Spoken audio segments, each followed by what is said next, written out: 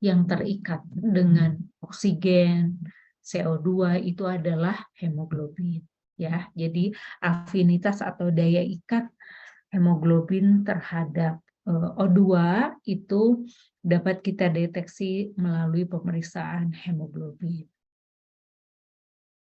Nah, tadi disampaikan bahwa molekul hemoglobin terdiri dari 2 rantai alfa, 2 rantai beta. Itu adalah molekul yang terdiri dari globin ya, apoprotein. Nah, kemudian hemnya itu terdiri dari tadi 4 cincin protoporfirin dan ion Fe. Nah, tetapi pada kondisi yang abnormal,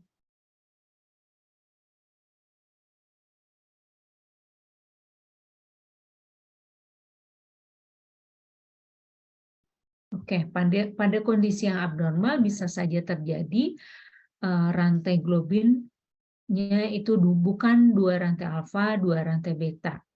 Jadi mengalami suatu kelainan atau mutasi pada gen protein, sehingga kita bisa melihat pada seorang penderita thalassemia itu bentuk daripada eritrositnya itu tidak oval, tidak cakrambi konkav, namun ada beberapa bentuk yang abnormal.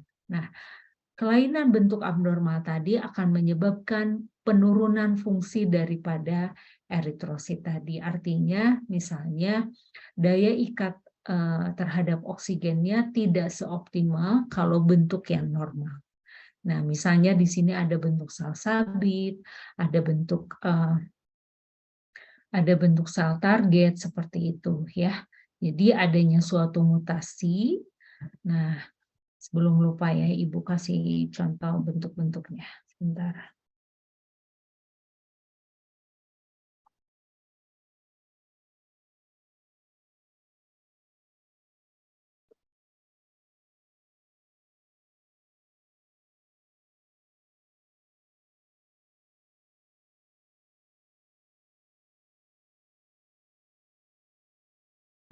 Bentuk eritrosit bisa bervariasi. Contohnya seperti ini. Jadi agak seperti bunga ya, bertonjolan seperti ini. Ini adalah suatu bentuk yang abnormal, kemudian seperti ini, seperti sel target ya, jadi tengahnya ada lagi, kemudian kosong kembali. Kemudian ovalosit ya, bentuknya oval, ya ini bursel, jadi seperti bunga bursel. Kemudian kadang juga bentuknya adalah seperti ini, tidak beraturan ya. Jadi kemungkinan-kemungkinan tadi bisa saja terjadi pada seseorang yang mengalami kelainan. Nah, ini sel target jadi bulat eritrositnya, tapi di tengahnya ada warna merah lagi, ya seperti ini. Nah, kemudian kita juga bisa menemukan seperti sel sabit, ya, jadi bulan sabit. Nah, itu ada terjadi pada seseorang yang memang mengalami suatu kelainan, misalnya pada talasemia atau anemia hemolitik. Ya, jadi bentuknya seperti ini. Anda bisa cek sendiri ketika membuat sediaan apus apakah normal atau tidak, ya. Nah, ini juga seperti teardrop, tetesan air mata, ya, seperti ini tetesan air mata. Nah, kemudian ini bentuk eritrosit yang lebih padat lagi, namanya adalah sferosit.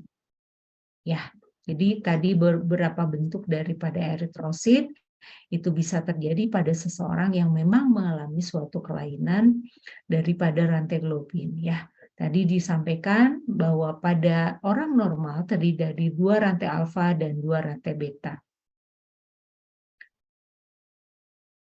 Oke, nah ini juga pernah kita singgung ya pada eritropoiesis. Jadi ini adalah suatu molekul hemoglobin terdiri dari hem. Hem itu adalah ion Fe dan cincin protoporfirin. Nah, cincin protoporfirinnya ada 4, di tengah 1, 2, 3, 4. Nah, di tengahnya ada ion Fe. Nah, hem ini kemudian bergabung dengan rantai globin. Ada 2 rantai alfa, ada 2 rantai beta, ya, sehingga membentuk hemoglobin. Nah, apa yang terjadi ketika mengalami kekurangan zat besi? Salah satunya adalah akan terjadi anemia. Karena kita tahu bahwa zat besi sangat berperan penting dalam pembentukan sel-sel darah. Oke, kita lanjut sekarang. Faktor apa yang dapat mempengaruhi hemoglobin? Yang pertama adalah usia. Kita tahu bahwa usia anak-anak, orang tua, ibu hamil itu akan sangat bervariasi. Nah, mengapa pada anak-anak bisa terjadi penurunan kadar hemoglobin?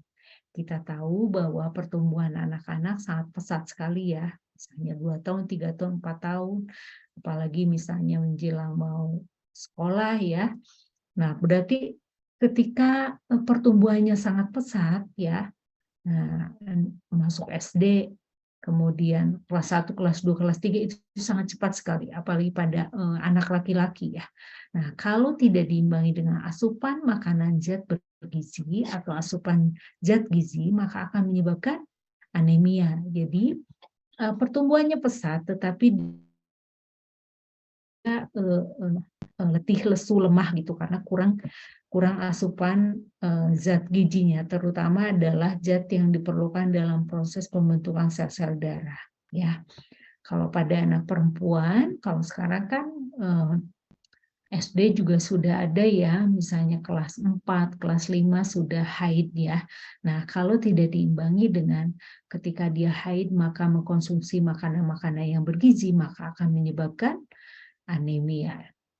Kemudian kenapa pada orang tua juga itu rentan terjadi anemia karena semakin bertambah usia, maka produksi sel darah merah semakin menurun. Kenapa? Karena fungsi daripada organ yang membentuk sel darah pun mengalami penurunan fungsi. Ya, misalnya kita tahu bahwa seluruh organ ya, makin bertambah usia maka terjadi penurunan fungsi, akhirnya terjadi gangguan. Ataupun mungkin pada saat mudanya tidak masalah, tetapi terakumulasi lama-lama fungsinya menurun, bahkan mungkin ada beberapa organ yang mengalami malfungsi ya. Jadi malfungsi. Jadi artinya misalnya kalau baru terasa ketika usianya sudah 60 tahun bahwa ginjalnya bermasalah. Tapi ketika pada saat masih mudanya tidak, karena itu adalah proses akumulasi ya, terjadinya penurunan fungsi. Maka dari itu pada orang tua sebaiknya karena terjadinya penurunan fungsi daripada organ pembentuk sel darah, maka harus diimbangi dengan pola konsumsi makan sehari-hari ya. Oke, kemudian selain usia apalagi jenis kelamin. Kita tahu bahwa pada perempuan, pada laki-laki berbeda ya, secara hormonalnya juga berbeda. Tadi Ibu sampaikan pada anak perempuan setiap bulan kedatangan tamu dan setiap bulan pun dia akan mengeluarkan darah berapa cc, ya berapa mili. Kan lumayan banyak ya, mungkin ada yang 3 hari, 4 hari, 5 hari. Nah, itu kalau dijumlah itu sudah sekian cc yang keluar. Nah, kalau tidak diimbangi dengan asupan makanan yang bergizi, maka akan menyebabkan letih, lesu, lemah.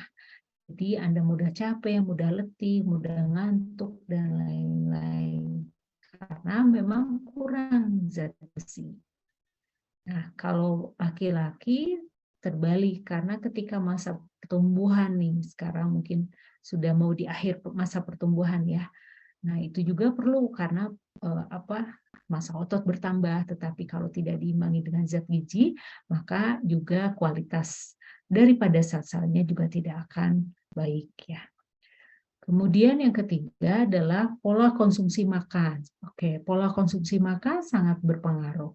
Karena kalau kita tidak tercukupi makanannya yang mengandung protein, kemudian yang mengandung lemak, kemudian yang mengandung mineral dan vitamin tertentu ya. Jadi tidak mesti tiap hari itu harus makan daging, makan ayam ya. Ada sumber protein yang lain yang bisa kita konsumsi dengan harga yang relatif terjangkau. Misalnya telur gitu ya. Kalau usia Anda yang masih muda, tiap hari makan telur tidak masalah ya. Tetapi ketika pada orang yang sudah lanjut usia, makan telur tiap hari, kolesterol tinggi. ya. Maka dari itu untuk pola konsumsi makanan juga harus dijaga ya. Terutama kalau orang yang lansia tentunya mungkin batasi untuk yang kuning telurnya ya, tetapi kalau yang masih muda tidak masalah. Ya, kenapa sumber protein sangat penting? Kita tahu bahwa pada saat proses pembentukan sel-sel darah, sumber asam amino atau di mana asam amino itu juga menjadi penyusun daripada rantai globin, maka mineral. Kita walaupun dibutuhkan dalam tapi akan sangat bermanfaat ya. Ketika kurang, akibatnya tadi kurang zat besi. Padahal sebenarnya kebutuhannya mungkin tidak makro ya, tetapi ternyata sangat krusial di dalam proses pembentukan sel-sel darah. Oke. Kemudian yang keempat itu adalah aktivitas. Nah, aktivitas ini sangat mempengaruhi kadar Hb. Jadi kalau seseorang yang aktivitasnya sangat tinggi nih, Anda sering rajin olahraga, tentunya kebutuhan metabolisme dari sel ototnya juga akan meningkat. Nah, kalau oksigen yang cukup yang dibawa oleh hemoglobinnya cukup, maka tidak ada masalah. Tetapi ketika oksigen yang terikat dengan hemoglobinnya sedikit, maka itu akan menjadi masalah ya. Jadi aktivitasnya juga akan terbatas ya karena tidak diimbangi oleh asupan makanan yang bergizi. Jadi bagi profesi yang aktivitas fisiknya sangat tinggi itu harus diimbangi dengan makanannya juga harus banyak gitu ya. Karena ketika aktivitas itu akan banyak energi yang dikeluarkan. Ya, kemudian yang kelima adalah penyakit kronis. Nah, penyakit kronis ini ada penyakit infeksi yang dapat berpengaruh terhadap kadar Hb. Contohnya adalah pada penderita TBC. Pada penderita TBC ini, dia itu sifatnya kronis. Nah, salah satunya adalah gejalanya batuk. Nah, kalau yang lumayan parah, batuknya sampai berdarah. Kalau setiap batuk berdarah, berapa mililiter darah yang keluar? Berarti ada banyak darah yang sering keluar, akan menyebabkan kadar Hb-nya juga akan rendah. Ya, karena itu untuk penderita TBC ini memang harus ada treatment ya, jangan sampai Hb-nya turun ya, seperti itu. Nah, karena Mycobacterium tuberculosis ini sifatnya dia juga sangat bertahan lama ya di dalam tubuhnya, maka ini juga untuk mempercepat penyembuhan maka harus diimbangi dengan makanan protein tinggi supaya kekebalannya juga akan meningkat dan tidak rentan terhadap penyakit lain ya selain TBC. Baik, itu adalah beberapa faktor yang berperan terhadap kadar Hb. Berpengaruh ya terhadap kadar Hb. Sekarang kita lanjutkan beberapa parameter pemeriksaan untuk hemoglobin. Itu adalah ada beberapa metode Ibu kenalkan, dari mulai yang paling kasar ya, itu adalah metode Talkis. Anda pernah lihat videonya ya. Cukup diteteskan darahnya, kemudian pada kertas hari, dilihat setelah beberapa menit, bandingkan warnanya. Kalau warnanya sama dengan standar yang berapa, 50, 60, 70, 80, 90, kemudian dikalikan ya. Nah, kemudian kadar 100% pada skala, pada standar, menunjukkan kadar oksihemoglobinnya adalah 15,8. Jadi kalau misalnya kita menyamakan warnanya ternyata sama dengan 70%, maka perhitungannya adalah 70/100 dikali kadar 15,8, yaitu adalah kadar 100% dari standar. Nah, kelemahannya Ibu tidak bisa bilang ini ada kelebihan, enggak. Semuanya sangat lemah, ya, sangat lemah. Jadi keuntungannya cuma praktis saja, tetapi sebenarnya kelemahannya sangat banyak karena sangat kasar. tadi ketika Anda meneteskan darah antara si A dan si B itu berbeda volumenya. Kemudian lingkarannya di buletinnya beda, ada yang 3 cm, 4 cm, itu sangat berbeda dan itu sangat subjektif sekali. Ketika membaca pun sama, menurut si A udah kayaknya sama dengan 70 deh. Nah, menurut si B kayaknya sama dengan 80. Nah, itu penglihatan orang beda-beda dan itu sangat subjektif. Sehingga Ibu katakan bahwa metode ini sangat kasar. Namun demikian kita perlu tahu saja ya, bahwa ada metode pemeriksaan HB yang sebelum Sahli ada gitu ya. Jadi zaman dahulu kala, wah mungkin beberapa puluh tahun yang lalu ya. Nah, kemudian metode Sahli. Nah, kalau waktu Ibu kuliah, metode Sahli itu masih ada di puskesmas. Tapi kalau sekarang puskesmas itu udah nggak ada Sahli ya. Sekarang hematologi analyzer justru yang ada di puskesmas. Jadi dulu itu Sahli itu sangat diandalkan. Namun demikian Sahli ini cara kerjanya ya lumayan lah, memerlukan juga skill. Artinya yang pertama Anda tambahkan HCl 0,1 N sampai angka 2, kemudian dipipet sampai darahnya sampai tanda batas, kemudian dicampurkan, akan terbentuk asam hematin. Jadi darah dengan HCl, HCl akan terbentuk asam hematin.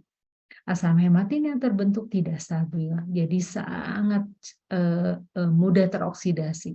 Makin lama Anda mengerjakan, maka akan makin pekat. Ya, jadi pengerjaan metode Sahli ini harus cepat. Nah, metode Sahli ini karena dibaca dengan standar yang mudah pudar karena waktu, maka ini juga sangat punya banyak kelemahan. Ya, yang pertama tadi asam hematin tidak stabil, alatnya itu lama-kelamaan asalnya coklat tuh standarnya, lama-kelamaan akan berubah pudar. Dan itu tentunya sangat mudah berubah ya. Kemudian tabungnya tidak selalu sama, tidak semua macam HB dapat diubah, kesalahannya 10%, kurang teliti, ya pasti kesalahan besar ya. Kemudian pengamatan tiap orang beda-beda. Kemarin mungkin pada saat praktikum kadar hemoglobin ya, pada saat pengamatan ada yang, oh kalau menurut saya 11,2, oh kalau menurut saya 10,8 gitu. Nah, ternyata beda-beda penglihatan.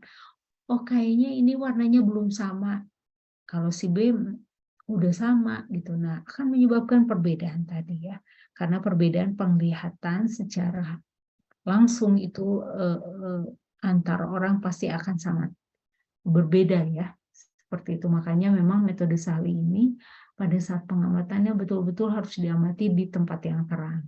Ya, supaya tadi tidak banyak yang berbeda antara satu orang dengan yang lain. Oke, kemudian yang selanjutnya metode yang ketiga itu adalah metode cyanmethemoglobin. Oke, metode cyanmethemoglobin ini adalah metode yang direkomendasikan. Ya, direkomendasikan oleh ICSH, International Conference of Hematology Standardization ya. Jadi ICSH ini rekomendasi untuk cyanmet. Kenapa? Karena ketika darah kemudian ditambah reagen ragin, maka akan membentuk pigmen stabil hasil akhirnya.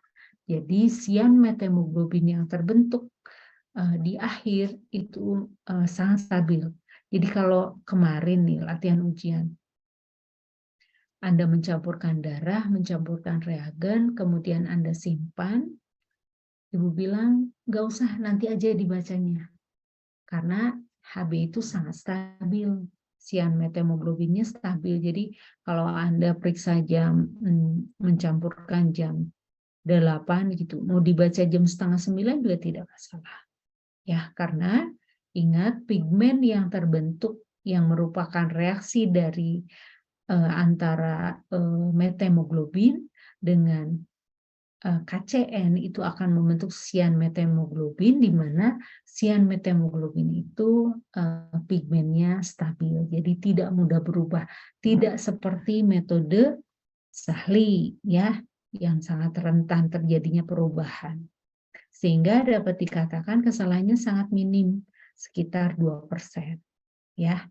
Nah, namun demikian metode cyanmet ini sangat tergantung kepada alat fotometer ya, alat spektrofotometer. Jadi Anda harus betul-betul mengeset alat dengan baik, kemudian memastikan bahwa alat tersebut sudah dikalibrasi supaya hasilnya memang valid, artinya dapat dipercaya ya.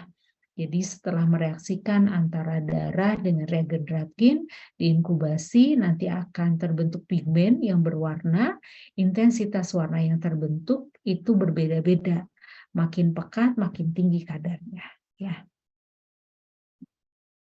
Nah, ini caranya mungkin sudah dibaca ya. Karena sekali lagi materi sudah Ibu berikan, kalau pada kesempatan ini silahkan. Kalau ada beberapa hal yang kurang paham bisa ditanyakan. Nah, jadi larutan Dravkin zaman dulu ya.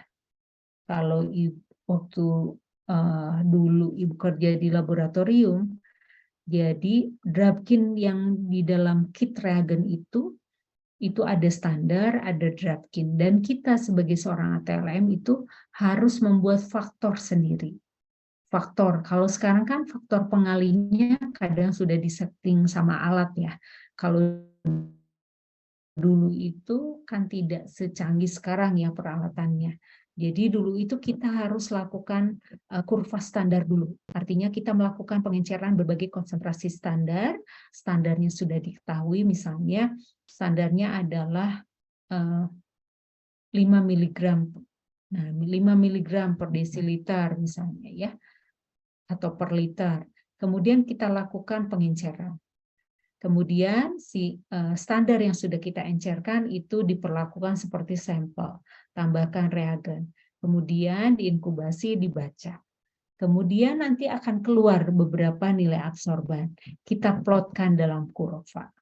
Kurvanya apakah nanti kalau sudah terbentuk kurva, nanti akan ketahuan rumusnya berapa. Nah, nanti kalau sudah ketahuan rumus, nanti akan didapatkan faktornya berapa. Ya, jadi seperti itu. Kalau beli kit reagen yang baru zaman dulu itu ya kita harus punya menghitung faktor. Caranya adalah melakukan variasi konsentrasi daripada standar, kemudian akhirnya nanti akan ada faktor. Ya, sehingga nanti kalau kita periksa pakai spektrofotometri, spektrofotometer ya atau fotometer, kita hanya baca absorbannya saja bisa kita ketahui berapa kadar Hb-nya. Misalnya absorbannya 0,567. Nah, tinggal dikalikan dengan faktor. Faktornya berapa? Tadi yang sudah kita dapatkan melalui pembuatan kurva standar ya. Ya, kemudian ini adalah reagen isi daripada reagen Dravkin ya. Ada K3FEC6 kali, ada KCN. K3FEC6 kali berfungsi untuk mengubah hemoglobin menjadi methemoglobin. KCN mengubah methemoglobin menjadi cyanmethemoglobin. Ada buffer ya. Kemudian ada beberapa non-ionic deterjen, fungsinya adalah untuk melisiskan eritrosit. Jadi hemoglobin itu ada di dalam eritrosit. Kalau misalnya Hb-nya tidak eritrositnya tidak kita pecah, nggak mungkin keluar hemoglobin.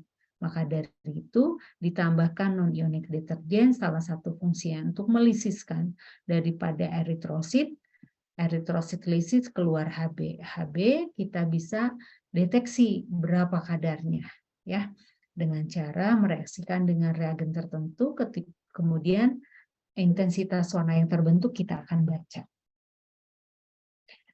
Nah, implikasi klinisnya atau interpretasi klinik daripada Hb ini bisa terjadi penurunan, bisa terjadi peningkatan.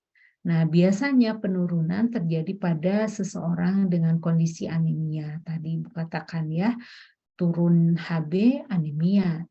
Nah, kemudian selain anemia juga pada penderita sirosis. Sirosis, kemudian hipertiroidisme, perdarahan, peningkatan asupan cairan, dan kehamilan. Kemudian peningkatan nilai hemoglobin juga dapat terjadi pada apa? Pada hemokonsentrasi. Jadi terjadi pengentalan ya hemokonsentrasi. Contohnya adalah pada polisitemia vera, pada luka bakar ya. Kemudian pada penyakit paru-paru kronis, salah satunya adalah pada penderita TBC. Ya, kemudian gagal jantung kongestif dan orang yang hidup di daerah dataran tinggi.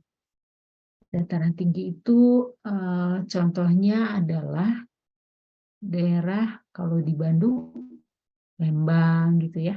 Nah itu tinggi. Nah makanya relatif HB-nya cenderung lebih tinggi dibandingkan orang yang bukan di daerah dataran tinggi ya. Kenapa bisa tinggi? Makin tinggi tempat itu adalah kadar oksigen makin rendah. Berarti ketika kita berada di dataran tinggi, oksigen sedikit. Apa yang terjadi kalau kita hirup oksigennya sedikit, maka tubuh akan melakukan kompensasi dengan cara dia akan memproduksi sel lebih banyak supaya dapat mengikat oksigen lebih banyak. Nah, sehingga dengan demikian adanya peningkatan beberapa produk darah tersebut, salah satunya adalah hemoglobinnya akan meningkat. Ya, tetapi itu proses normal, tidak masalah. Ya. Kemudian konsentrasi Hb berfluktuasi pada pasien yang mengalami perdarahan, luka bakar. Kemudian Hb juga dapat digunakan untuk menilai seseorang itu anemia atau tidak. Oke, sekarang kita lihat slide terakhir adalah apa sumber kesalahan pada saat pemeriksaan. Nah, Ibu kalau amati ya, kalau kalian mipet itu bagian luar tipnya tidak dibilas. Apa akibatnya? Ketika Anda mencampur dengan reagen akan menyebabkan bagian luar tipnya itu akan menambah volume darahnya. Ya, sehingga akan menyebabkan HB Anda kemarin mungkin ada yang puluhan ya waktu latihan ujian. Nah, seperti itu. Itu karena kesalahan tidak dibilas bagian luar pipet. Ya. Kemudian stasis pena pada saat pengambilan darah. Anda ngambil darah itu kan pada saat pemula itu biasanya palpasinya lama, dirabanya lama, maka apa yang terjadi akan menyebabkan hemokonsentrasi. Artinya pengentalan darah. Maka dari itu pembendungan tidak boleh lebih dari 1 menit. Ya. Kemudian sumber kesalahan lain itu adalah bekuan, ya, kemudian adanya lisis, kemudian tidak mengocok darah. Habis ngambil darah, Anda udah capek-capek, dapat sulit ya, dapat sampel darah kalau lagi ujian. Lupa tidak mengocok darah padahal di dalam wadahnya sudah ada antikoagulan. Akhirnya beku, udah nggak bisa digunakan. Jangan dipaksakan ketika Anda mendapatkan sampel di dalamnya bekuannya banyak atau bekuannya sedikit sama saja karena menunjukkan bahwa kualitas sampel tersebut kurang baik. Ya. Oke, kemudian akan menggunakan reagen atau standar yang sudah tidak baik lagi, pipetnya. Kalau dulu kan kerjanya nggak pakai mikropipet, pakai pipet. Nah, pipetnya itu ujungnya misalnya sudah pecah, nah itu sudah tidak akurat lagi. Kemudian cara mipet tidak tepat ya, kayak tadi.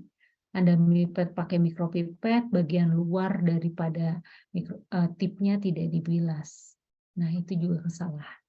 Kemudian spektrofotometrinya kurang bagus, kemudian perubahan tegangan listrik, ini mempengaruhi pembacaan serapan, makanya di setiap alat di laboratorium itu selalu dilengkapi dengan UPS. Karena untuk stabilisasi, ya, stabilitas daripada alat tersebut jangan sampai rusak gara-gara sering naik turun tegangannya. Nah, karena itu pakai UPS. Kemudian sumber kesalahan lain darah lipemik. Mungkin nanti ya suatu saat Anda magang atau Anda PKL, PBK, ada ketika Anda ngambil darah, kemudian Anda lakukan pengolahan, kok ada darah di mana nggak merah warnanya. Ya, itu salah satunya adalah agak kekuning-kuningan banyak gitu. Nah, salah satunya itu adalah darah lipemik. Nah, kalau kita periksa HB maka kadarnya akan error. Nah, biasanya diencerin, sentrifuge dulu ya. Nah, termasuk yang leukositosis berat. Nah, leukositosis berat itu artinya jumlah leukositnya sangat banyak. Ketika jumlah leukosit sangat banyak, pada saat darah dicampurkan dengan reagen, Drapkin, maka akan menyebabkan kekeruhan. Kekeruhan tadi akan menyebabkan HB-nya tinggi palsu. Nah, karena itu juga ini harus ada treatment ya. Oke, demikian pada pertemuan pada malam hari ini. Silakan ada yang ditanyakan. Ibu lupa ya kuis yang bahasan apa? Bahasannya pemeriksaan itu ya belum ya? Belum. Ibu izin bertanya.